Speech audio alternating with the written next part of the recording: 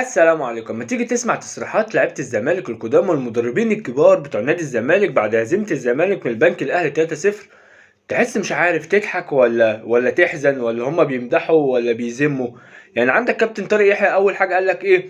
لله الامر من قبل ومن بعد، وحسبي الله ونعم الوكيل. انا لو بلعب بالناشئين مش هيدخل فيا 3 اجوان في 7 دقايق، ومع احترامي للبنك الاهلي يعني لو بلاعب مدريد وبرشلونه الاثنين مع بعض مش هيجيبوا فيا 3 اجوان في 7 دقايق.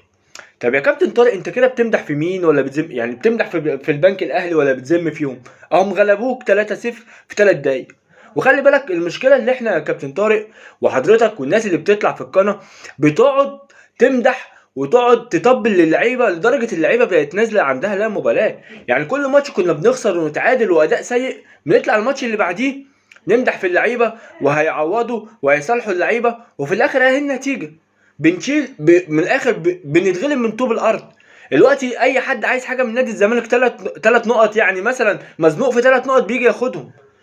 فاهو اخرة التطبيل واخرة دلع اللعيبه بقينا نتغلب من طوب الارض. بنتغلب من الاخير وبنتغلب من ال 15 في الدوري، وهنتغلب من الاول ملطشه. هنيجي بقى على تصريح ميدو قال لك ايه؟ الزمالك لعب اليوم بتشكيل به لاعبين دوليين ولديهم خبرات في جميع المراكز. محدش يقول لي الزمالك خسر عشان ناقص لعيبه. الزمالك رغم الغيابات عنده فرقه بالتبديلات اللي حصلت فرقه قويه، لكن الموضوع ان الفرقه دي ما عندهاش دوافع. هي ما عندهاش دوافع، ما عندهاش دم. هم لو عندهم دم يعني يجروا في الملعب. يا عم اخسر بس اتعب، حسسني ان انت بتتعب. يا عم مش ممكن يكون امكانياتك قليله بس انت بتعمل اللي عليك. هما ممكن يكون امكانياتهم قويه وامكانياتهم كويسه بس ما بيعملوش اللي عليها. فهي مش حكايه دوافع، هما ما عندهمش دم. ده بالنسبه لتصريح ميدو. اما بالنسبه لتصريح ابو جبل، طلع وقال لك فوز كبير على نادي الزمالك بيثبت ان احنا بنقدم كره جيده. بص يا ابو جبل، بتقدم كره جيده بتقدمها وحشه. الزمالك فاتح القزيون من اول السنه، اللي عايز حاجه يجي ياخدها 3 بونت، عايز تكمل في الكاس في كاس الرابطه اوبن يا باشا. بص ده شهر الكرم والزمالك فاتحها بقى ايه؟ بقى له ايه 4 شهور، يعني فاتحها سبيل. اللي عايز حاجه بياخدها. يعني مش احنا مستوى لعيبتنا لو دوره فريق بيلعب دوره رمضانيه هيجي يكسبنا يا ابو جبل. هنيجي بقى على تصريح احمد عبد المقصود المدير الفني للزمالك في مباراه البنك الاهلي. قال لك ايه بقى؟ قال لك نعتذر للجماهير بعد الخساره، لكننا افتقدنا 12 لاعبا بسبب الاصابات والانضمام للمنتخبات.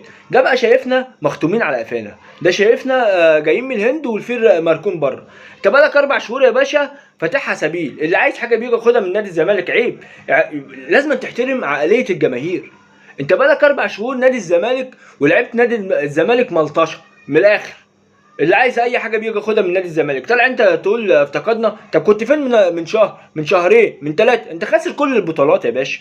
نيجي بقى على تصريح خالد طلعت اللي طلع قال لك الزمالك في 7 شهور خسر 6 بطولات، وهم سوبر المصري وكاس سوبر لوسيل والدوري الممتاز وكاس مصر ودوري ابطال افريقيا وكاس الرابطه. الزمالك المفروض يدور على اي دوره رمضانيه في اي مركز شباب يشارك فيها. وانا اقول له بمستوى اللعيبه دي والله هنروح وهنخسر الدوري الرمضاني. فشكرا لحضرتك. هنيجي بقى لتصريح احمد عيد عبد الملك اللي قال لك فيه بقى ايه؟ اي نتيجه تحصل من الفرقه دي مفيش منها اي اندهاش. الكوره مش عافيه والله.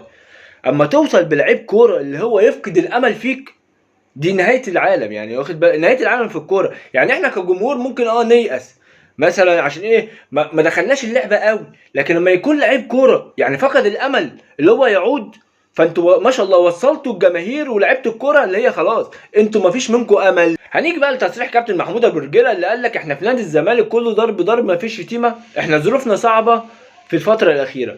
اقسم بالله اللعيبه جابت بص اخر الناس. يعني الكبار المدربين الكبار مش عارفه تقول ايه، والشباب مش عارفين يقولوا ايه. يعني الراجل قال لك كله ضرب ما فيش شتيمه. انا بقول لك بقى ده ضرب وشلاليت. وبص كل اللي عايز حاجه ومديني على دماغي وياخد ال3 بونت يطلعني من الكاس. اللعيبه دي رجعت الزمالك 15 سنه لورا. يعني احنا قلنا الزمالك بدا يفوق، واخد 2 دوري ورا بعض، كاس مصر، كان بينافس الاهلي في دوري ابطال افريقيا في النهائي. فجاه يعني انت كنت عامل كل حاجه من سنين، ال3 4 سنين اللي فاتوا دولت فجاه بترجع 15 سنه. مستوى اللعيبه رجعنا 15 سنه. والله حسب الله ونعم الوكيل فيهم والله. ولو انت لسه بتسمعني يا ريت تشترك في القناه وتفعل زر الجرس وتعمل لايك. سلام.